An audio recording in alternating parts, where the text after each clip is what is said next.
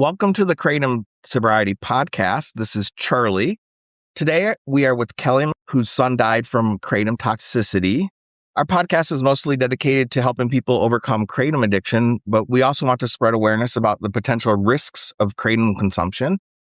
Science shows it's possible to die from kratom toxicity despite all the claims from the industry, lobbyists, and advocates. A recent study by experts in Orlando, Florida, reviewed medical examiner decisions and confirmed 38 kratom-caused deaths over a 5-year period among a subset of the state's kratom-detected overdose fatalities. They used valid causality tools to confirm 10 kratom-alone deaths and 28 kratom-caused deaths with small amounts of other substances.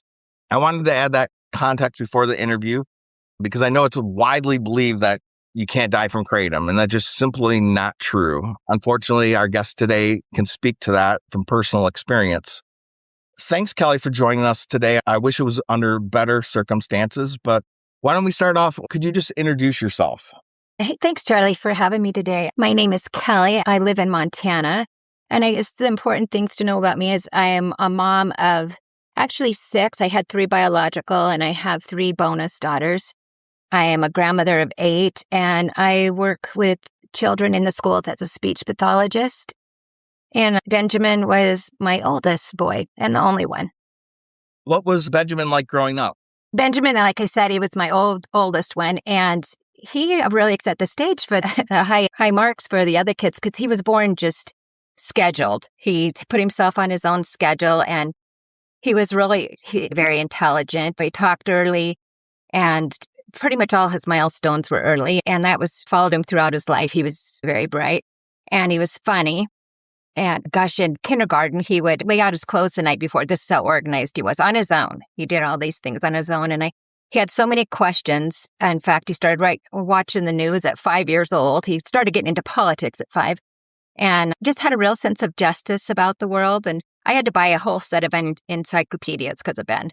And he was so funny. He was always in costume. He was Superman for years, and we'd just upgrade the pajamas and would at times we'd turn and be Clark Kent, and you wouldn't respond to you unless you called him Clark. But he was really interesting. He danced to his own tune. He was responsible. He was funny. He was intense, and that followed him forever. And very honest. He would get into trouble sometimes.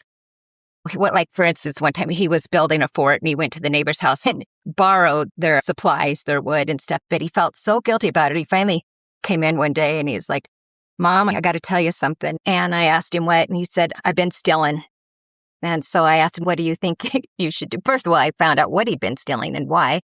And then I asked him what he should do about it. And he said he should go tell the neighbor and take it back. And so we did. We walked over there. But he had a conscience. He had some high standards for himself. And that followed him through his life, too. If he did something bad, he'd usually confess on himself to me. And then we'd figure out what to do about it. But that's him in a nutshell. He was unique. And it sounds like with all those brothers and sisters and being the oldest, his loss, it sounds like it probably impacted the whole family. It did. And he had some more siblings from another side, too. So yeah, a lot of people were affected by the loss of Benjamin. Our whole family. Looking back, what makes you most proud of him? Oh my gosh, just his integrity. How he would step up for what he believed in. And he was in junior high, and he was the only one that stepped up for this court case where a kid got beat up by another kid and had to go to the hospital. And nobody wanted to be, because it was scary, because the other kid was pretty rough and the family was rough, and Benjamin didn't even hesitate to step up. And I remember sitting in the courthouse watching my 13-year-old son. He was about that, up there, just very factual. He didn't have anything he didn't even know the other kid that beat him up, but he was the first one to step up. He was fearless that way. And he would doing what was right was very important to him. So that, I would say that just who he was as a person. Yeah. He had just a lot of integrity. When did Benjamin start taking kratom, and why did he do it, if you don't know why? He was diagnosed with psoriatic arthritis in his early 20s, and he started out with prescription. It's very painful for those that know what psoriatic arthritis is. And so he started out with prescription drugs, and that he ended up becoming dependent on them.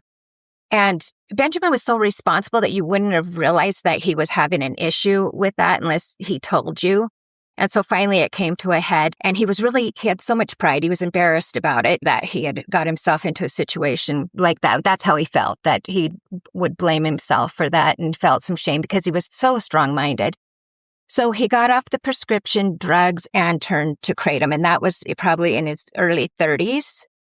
And Ben and I we had one discussion about Kratom, and I thought it was an herbal tea, the way he described it. And I can remember it just like yesterday. We were in my kitchen and I was having some real back issues. And so he was like, "Oh, Mom, I'm using this and it's a natural supplement." And he was just really all for it and telling me that I should take it. And you know what? I might have, except for I was already, and our family's in kind of natural supplements. We have gardens and we're kind of earthy that way. And we don't really care like taking medications, but I had gone to a pain doctor and they had recommended, first they offered me a prescription one, and I am like hem-hawing about that. And so he said, "Well, you could try turmeric and alpha lipoic acid." And so I was on that. So I didn't go for the Kratom, but I might have, the way it was described, like an herb. And so I was thinking green tea and anti-inflammatory for his psoriatic arthritis. I had no idea the magnitude of it until he died. And Ben was so functional. He went to work. He had a really high tolerance for discomfort. He wasn't like a typical person that would get addicted to something and not go to work. He went to work every day. He was responsible. His house was clean. So that makes it harder sometimes for people, I think, like that to go get help if they're in trouble. And thinking that you could just, enough willpower, you can push through. Other than the Kratom use and that period with the prescription opioids, did he use drugs or alcohol? Alcohol. I know he went out drinking with his friends in his 20s and stuff. I know that. But I think I seen my son drunk like once or twice in all the years. So it wasn't like something that I was aware of it. And the only reason I did know about him going out drinking is because I'd see it on Facebook, because they'd post pictures. It sounds like normal 20 stuff. Yeah, and pretty much. And then later, he grew up. Do you have any idea what type of product he was taking and how much and how often? Like I said, again, during his use, I didn't know, but found out, unfortunately, most of the stuff afterwards. And he left a really good paper trail of his use, and which I looked into all of that. But he was taking green Ming Da and green Malay. And at the end, he was buying, let me look at I have his whole binder here. Okay. But I'm thinking it was like his last order. He got the day before he died. And hold on a second here. It was 9/11, September 11th of 2024 was his last order. And he died the following day. But he had 500 grams of green Malay and 500 of green Ming Da. And it looks like he was ordering that pretty much every 2 weeks.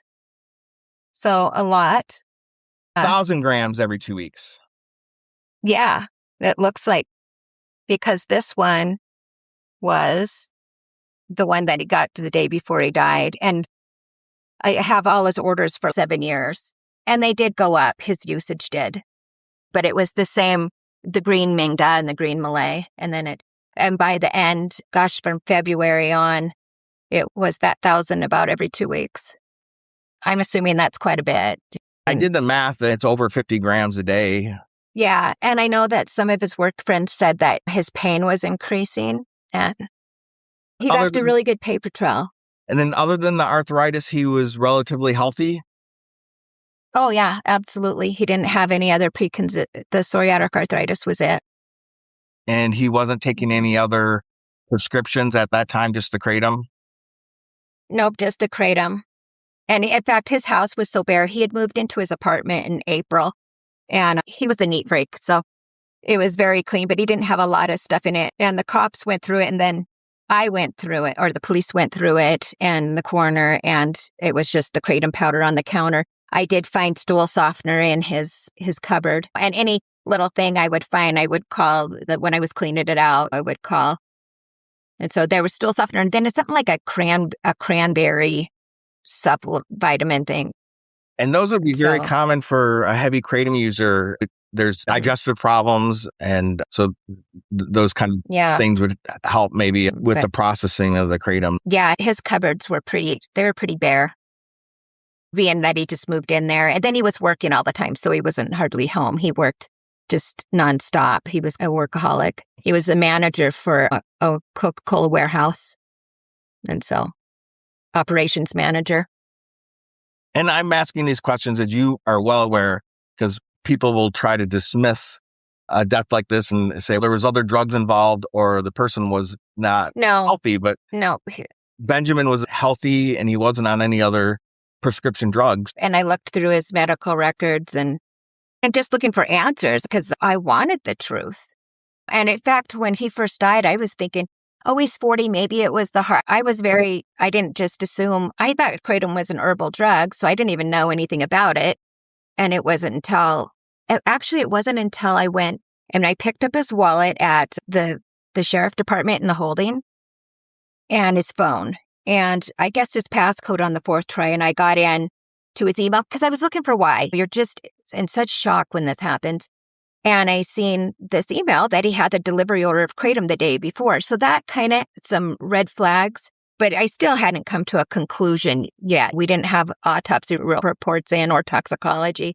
So I was open that he's 40. It could have been polysubstance. It could have been heart conditions or something that we didn't know. You didn't know. It was so unexpected. So I didn't just jump to conclusions because there was kratom on the counter. Yeah. I didn't know what kratom was at that point. We've already started to get into it. Why don't you tell us about the day that Benjamin died? Okay. Well, work, it was a Friday the 13th. And I always think of all days, Friday the 13th. And I'd come home from work and settle. I live out in the country and I had settled in and from work. And my husband always said, Kelli, there's 2 sheriff deputies at the door for you.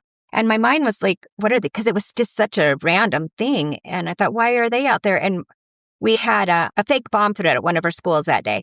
And so I thought, oh, maybe they're following up on that and have information for me, or that's where my mind went. And so I went to the door. I don't even remember the second one. I remember the first one, and that his eyes were blue. He was looking at me and his facial expression wasn't. I feel sorry for them that have to do this, but he started telling me that your son, Benjamin, didn't show up at work this morning, which he hadn't been late in 7 years. And so they did a welfare check and it almost feels like things go in slow motion. And I remember thinking, oh gosh, I got to get to the hospital because he's hurt. They found him hurt. And then he said he was found deceased. And it's just a blur after that. It's such a shock. And I remember yelling for my husband and just wrapping around him. And then you go into the weekend, the whole weekend, I sat on the floor upstairs and the coroner called and I kept asking her questions and she didn't even know what kratom was. And she had told me, the police officer said, it's unlikely he died from that because we didn't find anything synthetic. So it's unlikely. And I'm thinking, kratom, I thought that was an herbal substance. This is my thought. And so I'm like, what the heck? I thought that was a tea because that's what it was listed in his order, was Asian tea. And so it was just shocking. And so then as time went, when I went and got his wallet and phone, and then it took, as you start going, you go down a rabbit hole. And I feel sorry. There's so many people that they don't know what rabbit hole to go down. My background did help.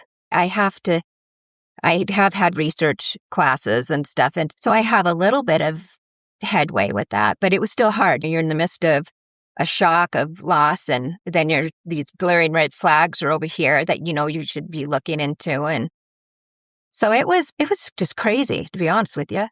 And then I found all his letters. Benjamin also, I forgot to tell you this part. Benjamin at one point was a kratom advocate, and all his letters were in his email too. So I got to see like I say, he left a heck of a paper trail for me, and so all these letters that even like referring to some of these an organization that we know about that for to go get a lot of information, and pretty much what's been fed to the community or our people, that it's safe and the FDA lies and the reporters are lying and the addiction specialists are lying. So it would follow along those lines. But later, that was during the early when they first tried to ban it, the DA. And so later there was no letters for later. I think in 2023, our state attempted to sneak Kratom in, and that wasn't successful. That's bad. He did know his advocacy stopped there. So I think I can only speculate because he's gone, but I think Benjamin was pretty self-aware, and I think he probably knew he was in trouble with it. And he tried to manage it, tried to do it on his own. In the last 2 years, he did become more isolated. It was just work and home. That's a very common experience of a lot of our listeners. At the end of their Kratom use, their world really narrows. And when the autopsy came back, what did it say? It said the autopsy, they didn't find any in his body. I was reading I have read this thing so many times, and my mom's a retired nurse, so I've had her read it as well. So there was nothing found atypical in his autopsy, and I was grabbing it. I set it out so I could look at it. There was one thing that I seen that looked, because I've always wondered, what was it in Kratom? How did it, there's so many different ways you can die from it, like respiratory depression and all that. So there was one thing that I noticed, especially with the autopsies that are going online. I thought, that they're picking them apart. But everything was fine, like his brain, his heart, all of those were fine. And then I read this one part about the lungs, and it said on cross-section, I think it's the parenchyma appears congested and edematous, but there's no pulmonary emboli. So I looked at that, put it in my search and researched it and talked to my mom. And that could be common with the respiratory depression, especially because there's no pulmonary emboli. And then there was also blood pooling in the liver, and that could be the same thing because otherwise it was fine. The liver weighed absolutely fine. It was normal. And so I've gone through every little thing just in case I have to end up arguing it, which is unfortunate, the trained medical examiner. And just for the record, I absolutely put more weight into our trained medical examiners that have done this with toxicology and autopsy than just other random people. Yeah. And to me, that's what they're doing. And if it was just one medical examiner that they were questioning, that would, maybe they could be wrong, but there's many. And I don't think like hundreds of medical examiners are wrong.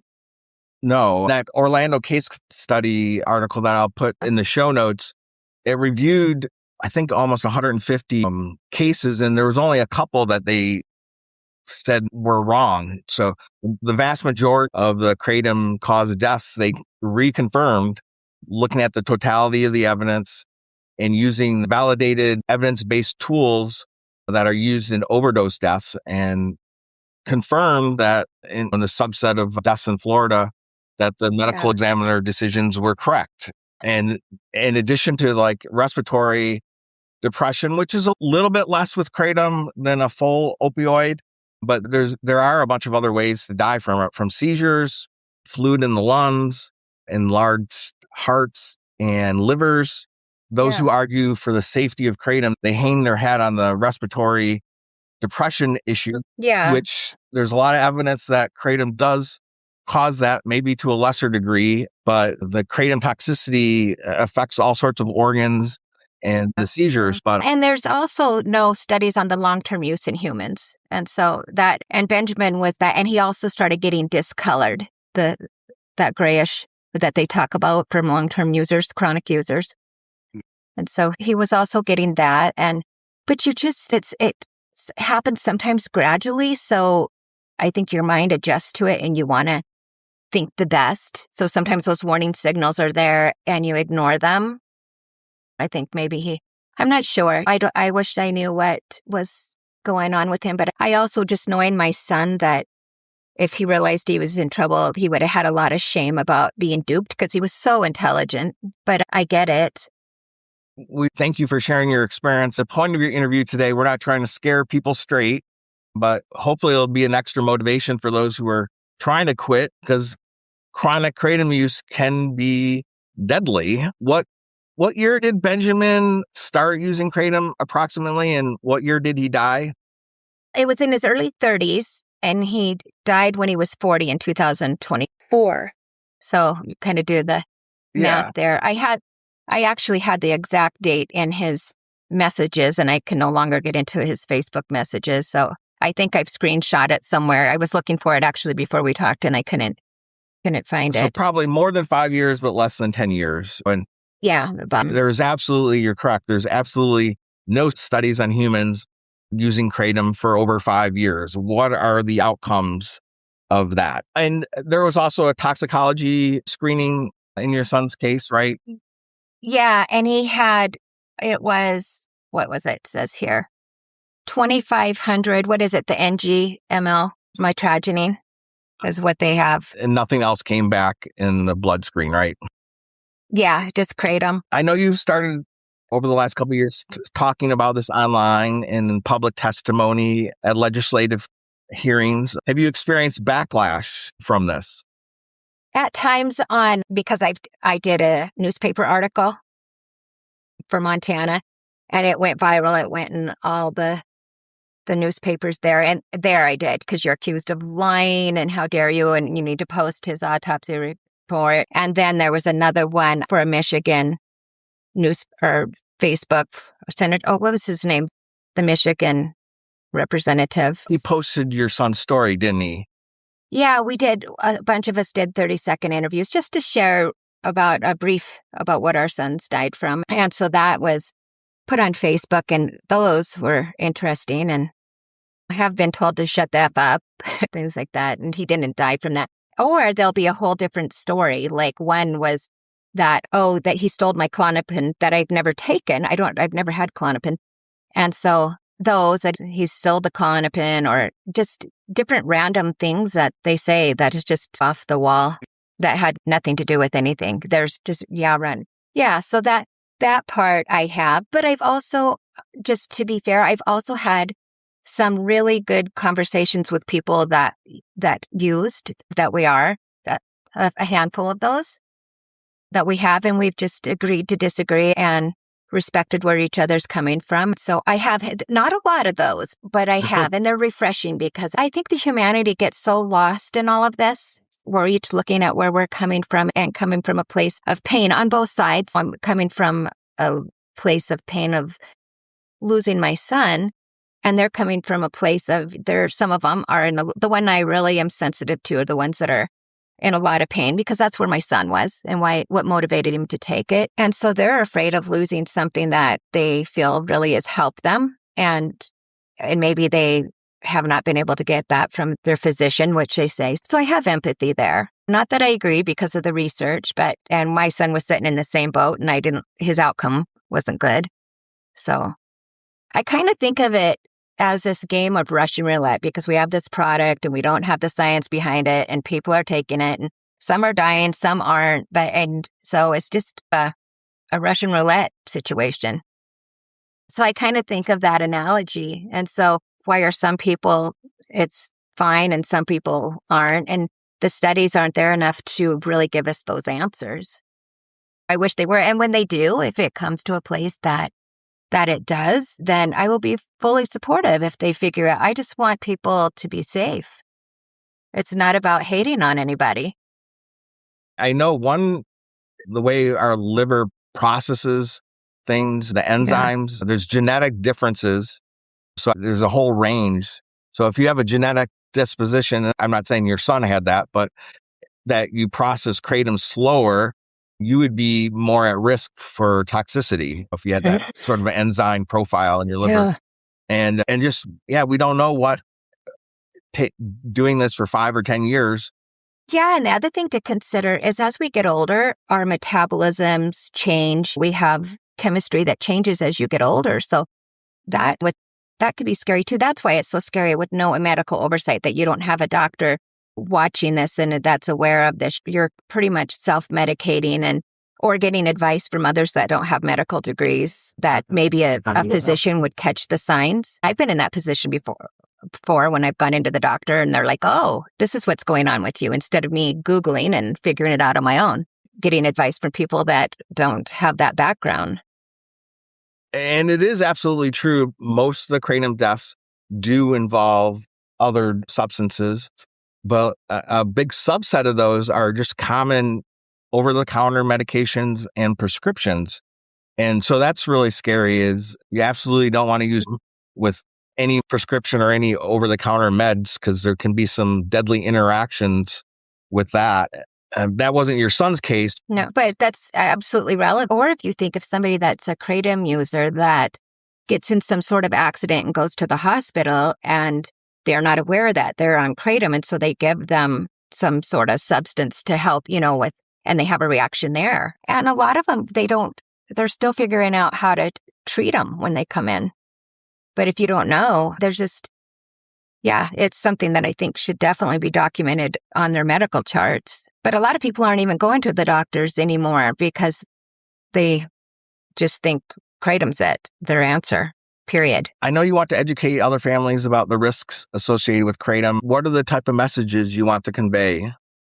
I would do your research thoroughly before anybody takes it, or if any families are doing it, to really, both sides, not just go in big.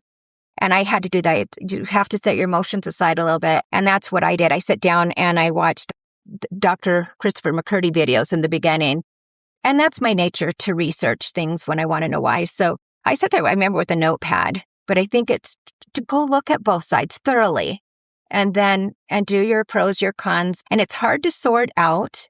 And if you don't know, then go to somebody that knows how to, because so much is thrown out there and it's so chaotic. And I even have some training in my background, and I was overwhelmed.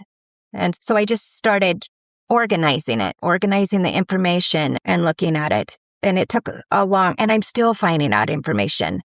Because so much is coming in so fast. And ask your doctors and who's relevant. And I get it. Everybody wants to feel better. I get that. But really do your homework. Do it. It's worth it. And then make an educated decision about what you think. Be fair. It's fair. In all your research, what was something that you found surprising about Kratom? I was just shocked that they were claiming it's safe. And I guess initially I was shocked that the DEA tried to ban it. And I just didn't realize that the magnitude of the controversy over it. And so just following that timeline of it was really, I was just surprised. The whole politicalness of it. But then everything that really jumped out at me is more research is needed, that there's not a safety profile, there is not human clinical trials, there is not long-term research. And I also looked at the type of research that was presented, because there can be biases. Who was it written by? There's so much. So I guess I don't even know if there's one thing. I was just shocked that it was such a big issue. When I went to look up Kratom, I did not expect that at all. I thought it would be just a simple definition, like herbal tea.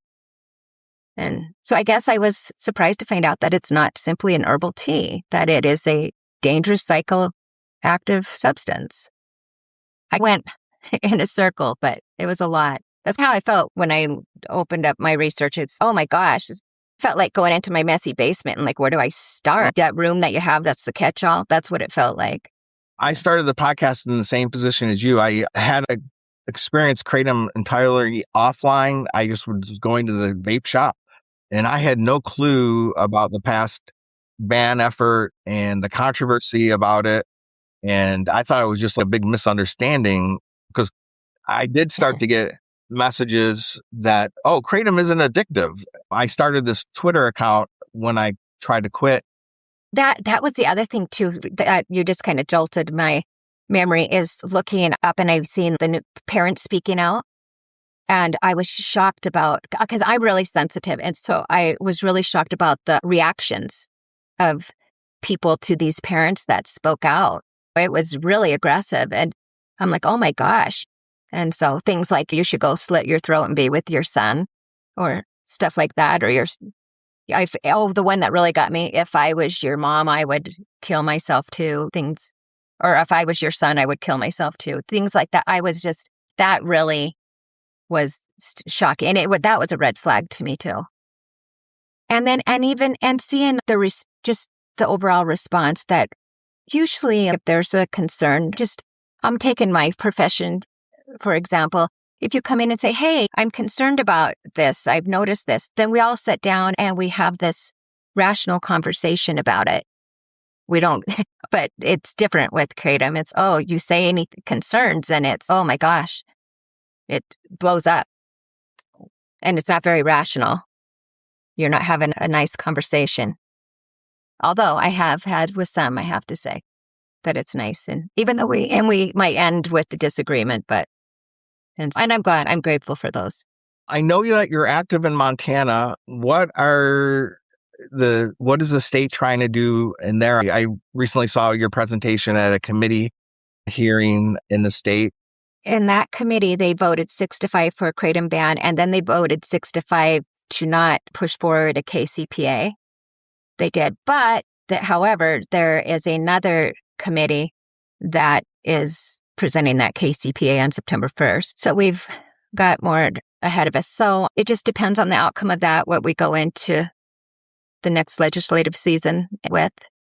I can hope, but it's a lot of work. We have a lot of hard work ahead of us. I wish I could project the future on that. My guts always turn when I see a KCPA go in because I know what's at stake. So I'll just keep telling my truth and showing my facts that I've gathered along the way. And I've found that really when I share my story, and I do nationally, but in my state, it's a little bit harder for me, maybe because my son died here, so I feel it more. But I do go in and I share my story, but I don't want to be just seen as this grieving mother that's mad because and blaming something. I have gathered my facts. So I do go in with that strategy of I have to put the facts in there and support what I'm saying. I can't just say my son died. That's it. But I try to support what the research is and what's happened nationally and what's even happened over globally there too, because I think that's valid too of the status of Kratom globally. So I try to present the whole picture so they know that I'm not just lashing out because I'm this distraught, grieving mom. I'm fair. And I know that about me. I am fair. At the very minimum, I really want for there be acceptance that Kratom can cause a fatal outcome and that there's no debate about that. I know the policy responses, people might have different opinions on that, but there's just no scientific or logical response to say Kratom can't kill you. There's no proven deaths ever. That's a myth. It's misinformation.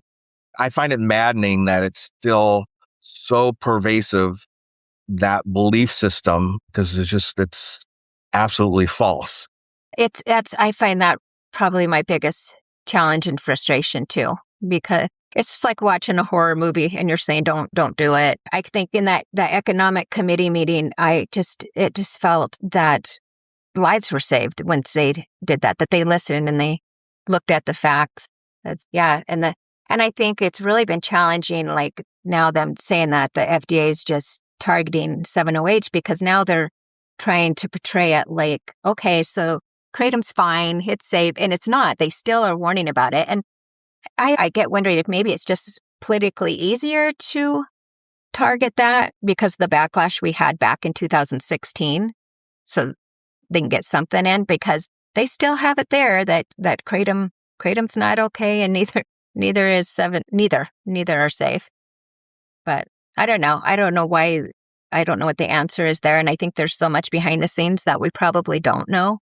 It's been an experience of most of our listeners that natural Kratom is addictive and result in the same outcomes. The folks that stick with the powder, like your son, a lot of times those are longer term cases where people can use it 5 to 10 years before they decide to quit or it gets worse. And then a lot of times now with the Kratom marketplace, a lot of people switch from powder to the extracts, the natural leaf extracts, or more recently in the last 2 years to 7-OH or similar products, which are definitely more potent. But in those cases, the timeline gets condensed and people get in trouble within months or within years, depending on what type of product they're using. When there's so many products, there's so many, I can't keep up with them. It seems like when one ends, another comes. And I think the thing to remember too is the DEA proposed to schedule Kratom for a reason. It didn't just come out of the blue. There was a reason for that. They have never did that with coffee that I know of.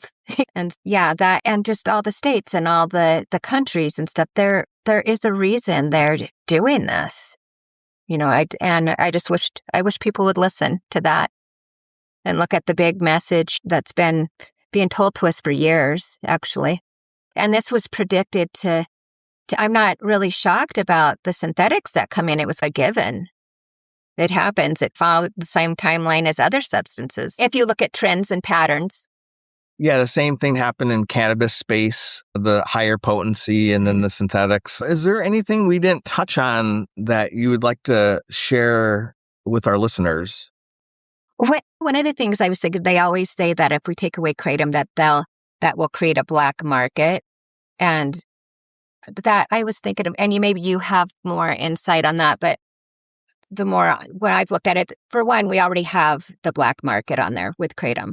And I just feel, if anything, it makes it even more risky because you're legitimizing the parent drug of it. So it'd be easier for a black market having the parent drug legal. And I'm just starting to touch into this because there's so many issues. And so this is an area that I've been looking into that people say. There's still a black market for marijuana and it's legal now in many states. I think that's one of the big challenges with the marketplace right now is all these unexpecting people are just walking into a corner store and buying a drug over the counter. And that widespread availability is driving a lot of harms. Yeah, I think our states need to take a stand with that and consider that. The two choices, prohibiting the substance, there are side effects to that, but there's also side effects of having it be widespread availability. And that, with that choice, there's the commercialization of it. The profit motive starts to really drive the harms. It absolutely has. I've seen that too. Because the industry, they'll claim that they want regulation, but in whole, they'll find ways to evade the regulations that are in place. And just having a drug available, we don't have Tylenol 3 available over the counter for a reason. No. There's a reason for it. No, just being available and unlimited quantities too. People will say the solution is you just have to have self-control. It's individual responsibility. If the individual exercise better choices, then everything would be fine. But the pharmacology of Kratom is that it's an opioid. And sure, some people will be able to self-regulate that, but it's an addictive substance that has tolerance and dependence. And it's predictable. If you have a product like that, there's going to be cases of addiction, and then some of those cases are going to have some bad outcomes. Not everybody dies, but before you die, you can end up in the hospital and have other bad outcomes health-wise. And the other thing to consider with that, it is being marketed to people with addiction and histories of addictions. And here it has the potential for addiction, and so you're telling this person that has a history of addiction, this is going to help you with your addiction. And then it turns on them. And then that's your fault. But no, I think the marketing has, yes, there is personal responsibility. But when you are selling a substance, you also have a responsibility as well with that. There comes a great responsibility with that. And so that's how, like even with my son, Ben, yes, he did. But what they're portraying to people, like you can't die from it. And the one thing that really gets me is, oh, if you take too much, don't worry about it. You'll just puke because of this safety mechanism. And people really take that to heart. So they're thinking, oh, I'm fine if I'll just get sick. They're absolutely not thinking they're going to die. I know right now, one thing I do know about my son, he'd be livid about dying over it. He would be livid that I'm hurting every day over it. And that's why I speak up, because he'd definitely, he'd be worked up. And he's the one that takes a stand for what's right. So he would definitely be supporting what I'm doing. So But yeah, that's scary. That's scary that they are some of the things that they're telling people. And you get me on a roll, Charlie.